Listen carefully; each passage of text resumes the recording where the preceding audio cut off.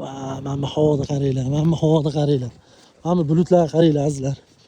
Mana bu manzarani qaranglar azizlar. Eng qizig'ini hozir ko'rsataman-da. Hech qanday filtrlarsiz. Mana bu joyda qarang. Mana shu joyda insonlar uchun qilib qo'yganda. Men hech qayerda ko'rmaganman. Shvetsariyada shunaqangi joylar bor-da. Ha, Germaniyada, Amerikada, Norvegiyalarda ham bor. Eshitamiz, ko'ramiz.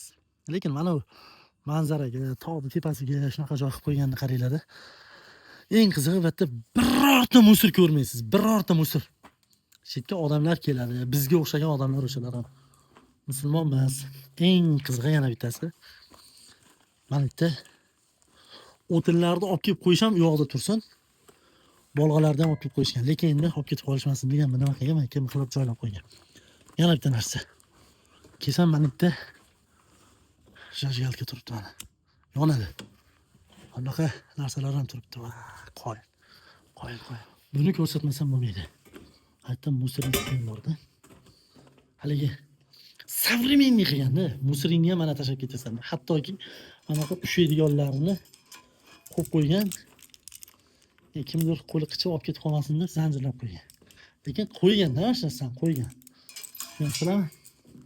Hech kim manzarada, hech qanaqa filtrlarsiz ham video olaverasizlar. Shuni qo'yib yuboraverasizlar-ku. Hay, mashalloh. Kamalak. Oshnovoyimlar bilan kelib o'tiradigan joy qilib qo'yishibdi-da. Quyoshni botishini qaranglar endi. Voy mashalloh. Hozir mana shu joyda bitta piknikcha qildik. Kelaverasizlar, kesalaringiz. Xudo xolasa, mana shu zakatda, mana shu tabiatda mana bu mollarni ovozi bilan o'zim cho'tki qilib piknik qilib beraman, xudo xolasa. Voy, ko'z to'ymaydi, mashalloh.